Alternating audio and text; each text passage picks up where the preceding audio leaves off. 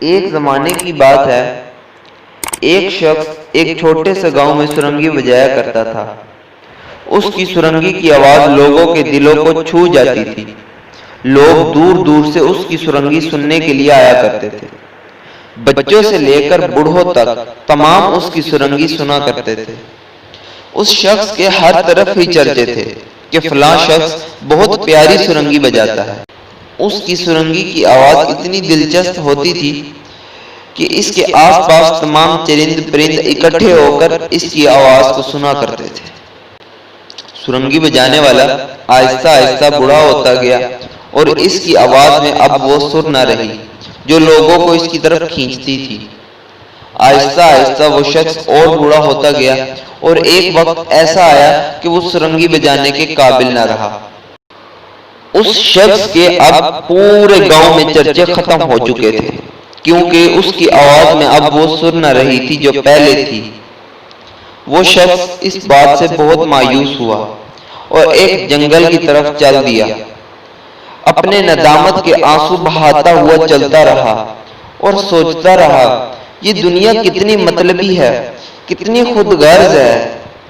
میری آواز میں جب سر تھا تو لوگ دور دور سے میری سرنگی سننے کے لیے آیا کرتے تھے، اور اب جب میں مفلوج ہو گیا ہوں تو کوئی مجھے سہارا دینے والا بھی نہیں۔ اس شخص پر فاقے کاٹنے کی نوبت تک آ گئی۔ وہ شخص روتا ہوا چل دیا۔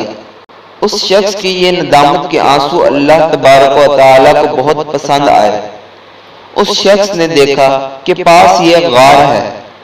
وہ اس غار میں جا کر لیٹ گیا اور خانہ کعبہ کی طرف منہ کر لیا اور روتا رہا، اے خالق کائنات، اگر میں اس وقت اپنی سرنگی کی بجائے تیری طرف منہ کرتا تو آج مجھے سہارا دینے والا تو ہوتا۔ میں تجھ سے بہت شرمندہ ہوں، مجھے معاف کر دے، مجھ سے بہت غلطیاں سرزد ہو گئی ہیں، اے میرے مالک مجھے معاف کر دے۔ یہ کہتا کہتا وہ بابا سو گیا اور اس کی آنکھوں سے آنسو جاری و ساری تھے، یہاں تک کہ اس کی داڑھی بھی نم ہو گئی۔ ادھر حضرت علی رضی اللہ تعالی عنہ پر الہام ہوا کہ فلاں غار میں میرا ایک بندہ ہے، جاؤ اور اس کی کفالت کرو۔ میں اس شخص سے بہت خوش ہوں، میں اس کے تمام گناہ معاف کرتا ہوں۔ حضرت علی نے وہیں اپنا سامان باندھا اور اس غار کی طرف چل دیے۔ حضرت علی جب غار کے پاس پہنچے تو کیا دیکھتے ہیں کہ وہ بوڑھا شخص وہاں سو رہا ہے۔ حضرت علی کو یہ گوارا نہیں ہوا کہ اس شخص کو نیند سے جگایا جائے، تو حضرت علی وہیں ٹھہر گئے اور سوچنے لگے جب یہ شخص اٹھے گا تو میں اس کو لے جاؤں گا۔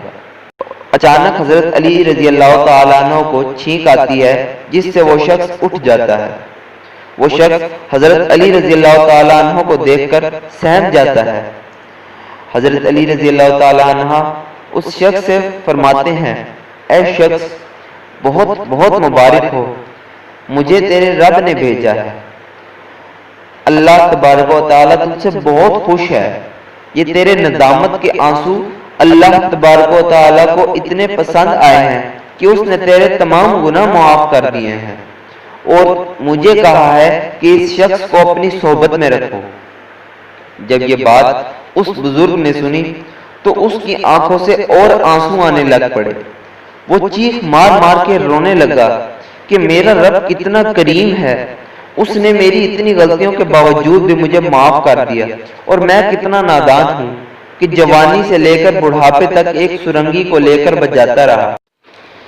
اس شخص نے اس سرنگی کی طرف دیکھا اور کہنے لگا، تو ہی وہ شے ہے جس نے مجھے میرے مالک کی جانب جانے سے روکا۔ میں جوانی سے لے کر بڑھاپے تک تیرے ساتھ رہا اور تو نے مجھے کیا دیا؟ میں اپنے مالک سے جدا رہا صرف تیری وجہ سے، یا میرے مالک مجھے معاف فرما دے۔ اس شخص کو ان آنسوؤں پر حضرت علی رضی اللہ تعالیٰ عنہ کی صحبت نصیب ہوئی اور اس کی آخرت سنور گئی۔ پیارے دوستوں، اللہ تعالیٰ کو ایک گناہگار شخص کے آنسو بہت پسند ہوتے ہیں جو ندامت میں گرتے ہیں۔ ہمیں چاہیے کہ ہر وقت ہم توبہ و تائب کرتے رہیں۔ تاکہ ہمارا رب ہم سے راضی رہے۔ جزاک اللہ۔ اگر ہماری یہ ویڈیو آپ کو پسند آئی ہو تو صدقہ جاریہ کی نیت سے اپنے دوستوں کے ساتھ ضرور شیئر کریں۔ جزاک اللہ۔